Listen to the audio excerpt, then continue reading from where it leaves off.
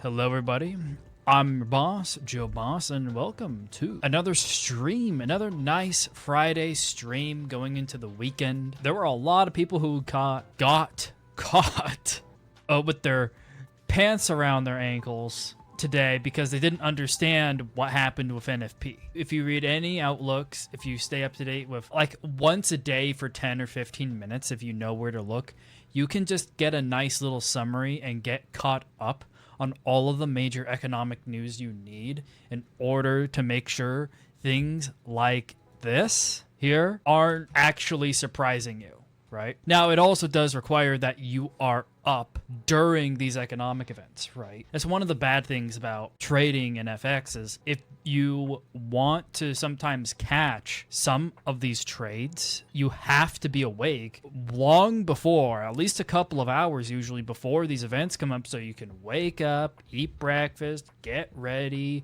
read a little research, look at some charts, make some general trade plans, look at some economic expectations, maybe see what other commentary is coming out, and then you can be totally prepared. And then when the thing, everyone is, whatever economic event, whatever geopolitical meeting, whatever hits the news wire and realizes itself, you are capable of using your own autonomy to make your own damn trading decisions. That's the whole point of discretionary trading. Now, in a systematic way, you're just you're programmatically putting your decisions into code and then having the robot execute those decisions automatically the best you've programmed it, right? Because the computers are quite literal. They will just do what you tell them to do. You need to sometimes put a lot of data and a lot of thought and sometimes a lot of math into those things. And that can make a lot of people just want to stick with discretionary trading. So I build these tools to help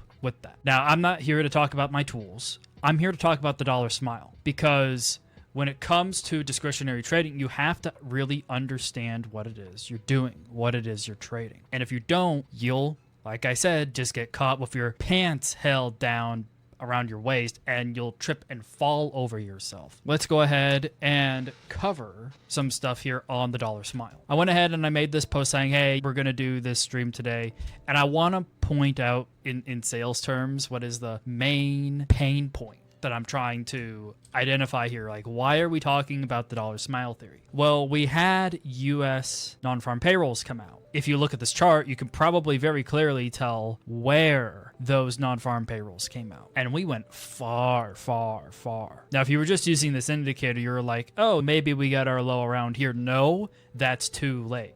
Maybe around here, you know what? Maybe, but those are pretty sparse. Those aren't very dense dots. So low likelihood given the top is here. Lower likelihood of actually finding your low around here. But when you actually put what actually happened that created this bar into context, it makes a lot more sense that this thing just kept going and going. And you ended up trading what's called in the tail. So see these little indicators? I knew I said I wouldn't go too deep, but this is the point of these indicators, is to help us put lines in the sand to actually understand this is where you have your tail risk begin. You hear a lot of people use that term, tail risk. Well, literally what this indicator is drawing is the tails of the distributions of where lows and tops usually occur for a day. So literally past this like 45%, especially past this 25 percentile line here, this is where you get your tail risk. So you have to think for a second, okay, given the information I currently know right now, are we going to experience maybe a tail move? And you can actually, if you know what you're doing,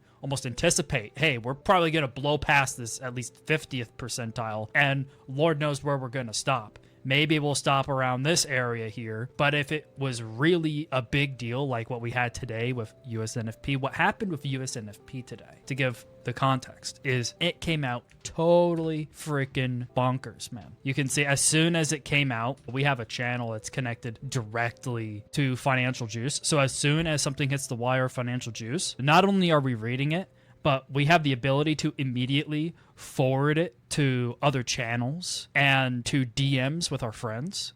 So we can immediately get people the information.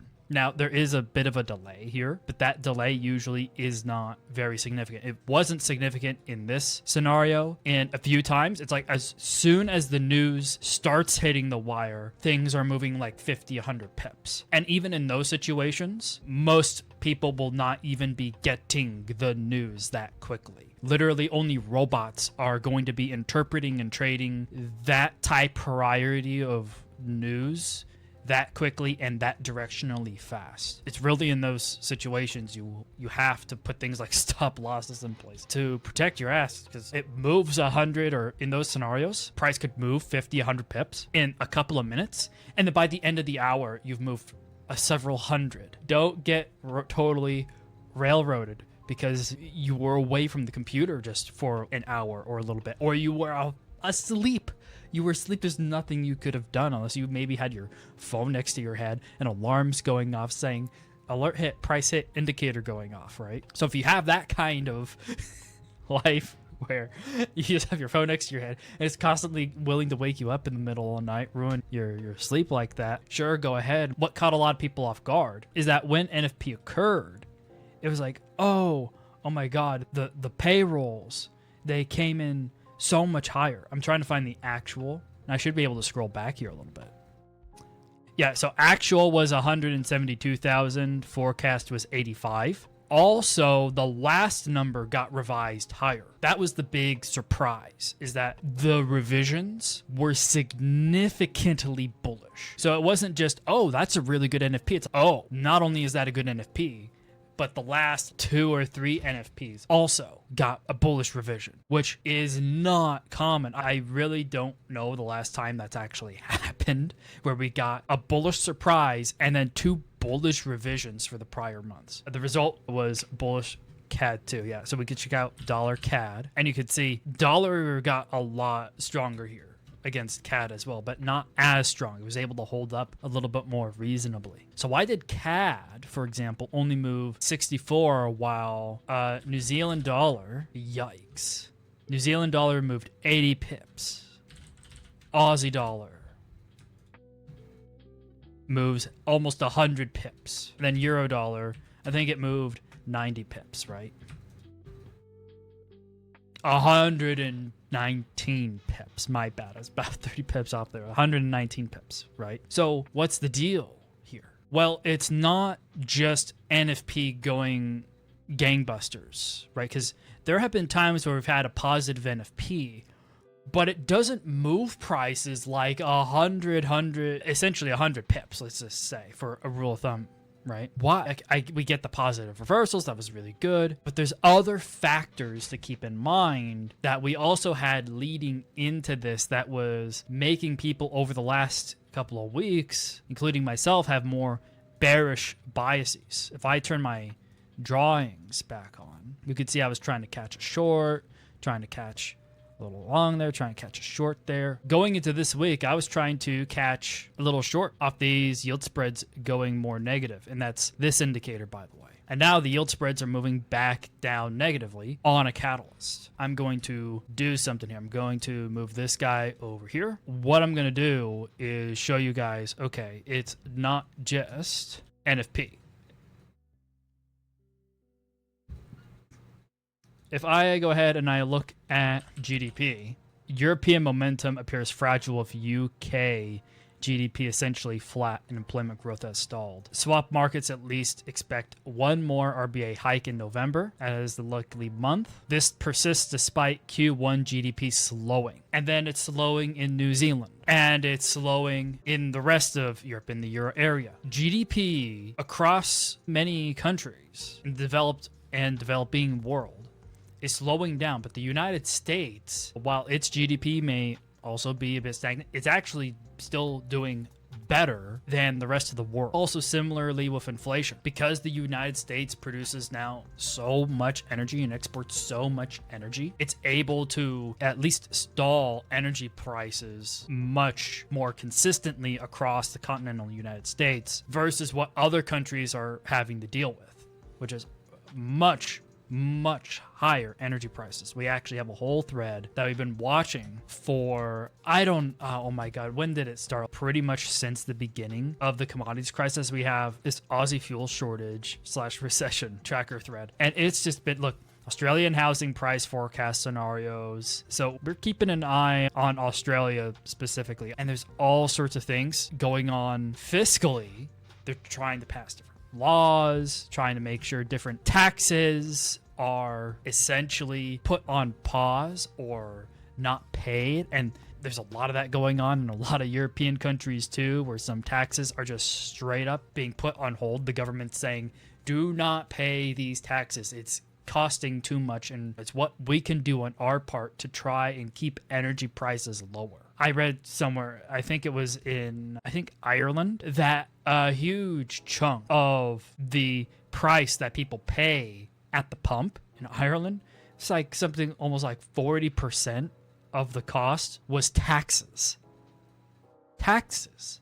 There's similar stories all across Europe and similar stories all across Asia of energy and retail gas taxes, and even some commercial gas like diesel and jet fuel. A lot of gas and energy related taxes are just being outright put on hold in order to try and suppress the price from rising the inflation level in all these different countries. The fiscal income for a lot of these countries is going down. Meanwhile, the United States hasn't really had to change a whole lot. While gas prices have gone up, relative to the rest of the world, it's not been as bad domestically in the United States as a lot of other places, because the United States is able to generate and export so much of its own oil. Now they're able to take care of themselves a lot more easily. Now that we kind of have the background of what happened with NFP and what's going on with inflation and what's going on with growth, now that we've kind of read a little bit of that summary, right? Now, that's part of the research Discord. You'll find out all about that in the Discord. But now that we have those 3 bits of information covered, what I would like to do is now just go over the dollar smile theory. Now, the dollar smile theory has been around for about 20 years. We're not just going to read some random article. We're going to listen to the people who originated the idea at Morgan Stanley 20 years ago. And we're going to learn from them. And I'm going to explain it back to you guys and maybe pull up a chart or two and say, okay, this is what's actually going on. This is how we're currently interpreting the dollar smile here. And I have been a huge proponent of this theory of how to interpret the US dollar because of how consistently it has worked, how consistently it has helped me out. This video from the guys who actually created this theory. Look, the original dollar smile framework was created over 20 years ago by Stephen Lee Jen, our CEO, who were at the time 2 close-knit co-workers. Okay, that makes a lot more sense. So they probably were both at Morgan Stanley. Since then, countless investors throughout the world have utilized the hypothesis to explain the seemingly contradictory relationship between U.S. economic growth and the value of the U.S. dollar. In this section, we explain how the dollar smile works and provide empiric examples that prove the veracity of the dollar smile framework over time. So what is this thing? It's very simple. If you imagine a smile, in the very, very middle, at the bottom of the smile is where the dollar gets the weakest, is where the dollar depreciates. And that's when the rest of the world is growing faster, has lower inflation, is recovering from a recession, a global recession faster. It's when the rest of the world is outperforming the United States. That is the condition where you have the gutter. You have the bottom of the smile. And that is where the dollar goes down. Those are the conditions that the dollar goes down. Then you have the left side of the smile. Now, the left side of the smile is what people would intuitively think is risk off. That means a recession, a depression. For example, stuff like what happened with COVID, stuff like what happened with the great financial crisis. That is when all hell is being let loose. And people just want their money somewhere safe because there's massive amounts of uncertainty about the future. Nobody even necessarily knows what businesses are going to be alive in a few months. It creates a lot of fear. So people they don't even necessarily even sometimes care about the yield. They just want their money somewhere where they know it's not gonna fucking vanish. So that is the left side of the smile. Now the right side of the smile here, this is the condition we're currently in. This is where the United States economy, through better or for worse, is doing better, is outperforming the rest of the world. So this could be like a scenario where we're in right now, where the United States is performing the best out of the rest of the world, and the rest of the world struggling right now because of everything going on with the Strait of Hormuz, with Iran, with the Houthis, with Yemen and Hezbollah, all these uncertainties, and then again with the Russia-Ukraine war, China and Taiwan. There are a lot, essentially all the stuff related to the trade wars here with the second Trump administration. All of this has caused some hurt, some economic hurt to a lot of economies, and it has hurt the US economy too, to a degree. These other countries are having problems right now with employment. They're having problems with inflation.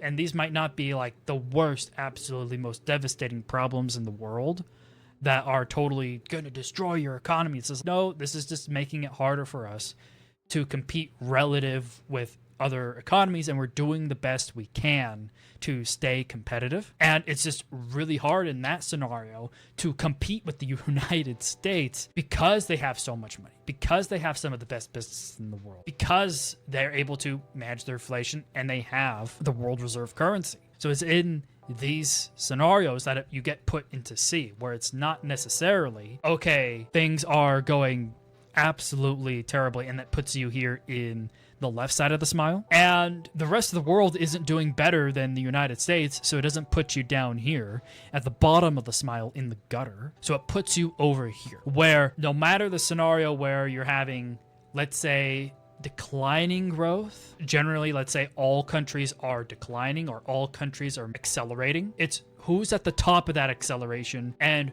who is decelerating the least that we care about when we're over here on the right side of the dollar smile. Because if the US is the one that's slowing down the least and the US is the one growing the fastest, we're going to be in this regime over here on the right side of the dollar smile, and that's going to make the DXY do what it did today. It's just going to go up and to the right like this, like a freaking rocket. So that is my explanation of the dollar smile theory. And that's why I think it's very important to actually understand what this is and what it's doing. And this is the explanation from, again, we can go ahead and read this. That was mostly my explanation of how I understand and how I interpret the dollar smile. But the material that I'm bringing up here is from the people who made it. And I'm going to say this is kind of sad. This is genuinely, it kind of makes me a little, when I look at this YouTube video, right? This YouTube video literally is from the guys who created this theory. They posted it about a year ago. It has 626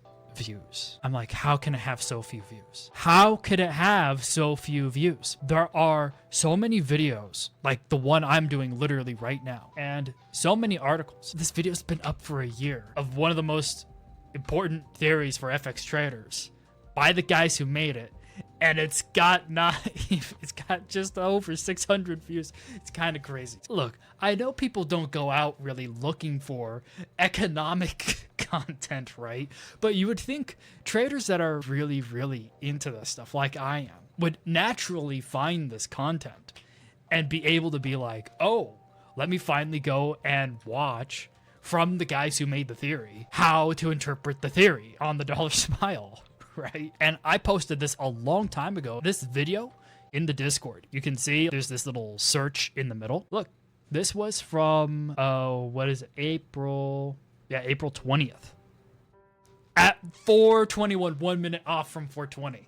Oh my God. Oh, this is kind of funny. You need to have friends who can make themselves laugh, man. You're gonna have friends who can poke a little fun at themselves too. Oh my God. Okay, but yeah, you can see it's just one thing after another thing. 2024. This is an old Discord server, man. Look, left side of the dollar smile, right side of the dollar smile. Oh, there's even more stuff in here. Dollar smile theory. Dollar smile theory. Pepperstone analysts anticipating a dollar smile reaction going forward.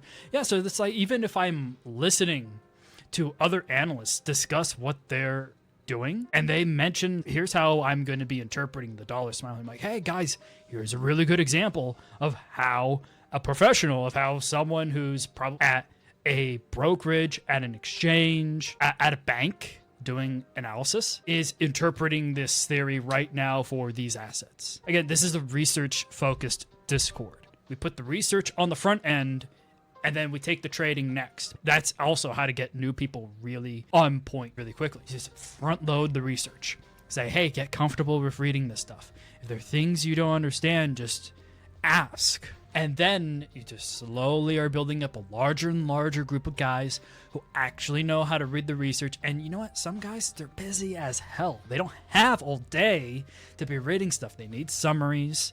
They need to know what are the most important things happening the next day. That's what I got the trading group for. Like for the guys who don't have the time, but they have a little bit of money and they're willing to exchange, like, hey, I need some convenience here, Joe. I know you don't like spoon feeding, but I need you to spoon feed me a little because I'm smart enough to get it and figure it out on my own. I just don't have the time right now. Help me, Joe. So that's what I got the trading group for, okay? But for everyone else who does have the time, who can take a moment to actually read through some of this stuff and is willing to ask questions and whatnot, then guess what? This is the route to go. You can go ahead and look up all this stuff yourself, either online, in the Discord, ask questions, all good. All good, all good. Oh, wow, there's a second page of this stuff. Yeah, look, another dollar smile. Macrodesic, and then this is from Baby Pips. They have a whole thing on the dollar smile as well. Oh my God, they put it behind a paywall. They put the dollar smile theory article behind a paywall. Oh my God. This was not paywalled before. This was not paywalled before. They're charging people for this information. That's disgusting.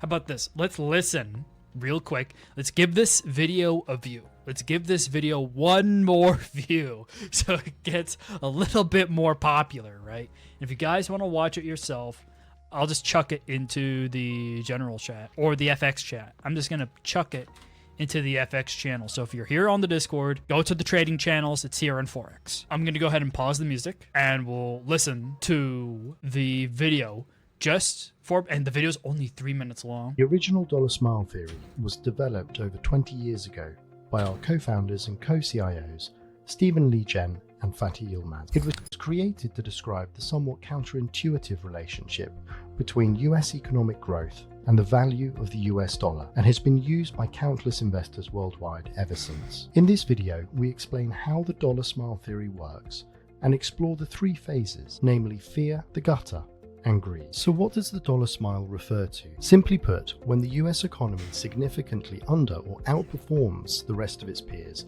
the dollar tends to be strong and increase in value compared to other currencies. This means that if there is a hard landing or even a crash in the US economy, the dollar could paradoxically rally.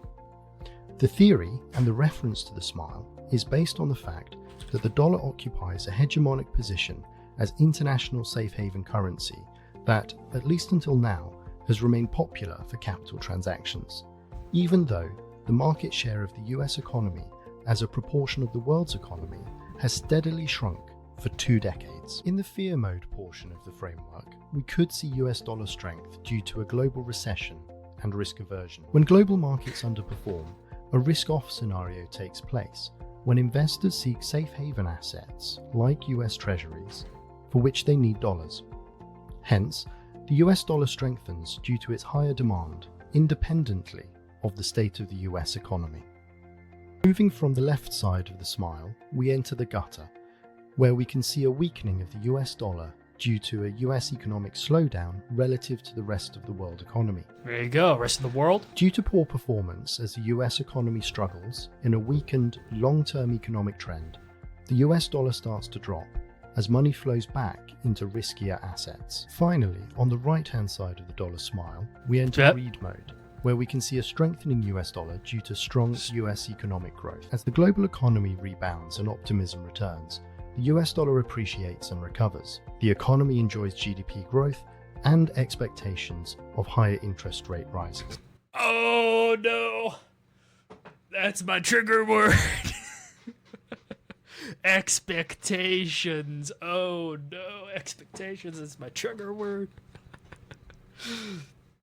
Guys, Do you know what I say all the time? Trading is about getting exposure to the change in future expectations. And after learning and reading so many different people from so many different people about trading, I found out that is the main key thing that they all literally have in common.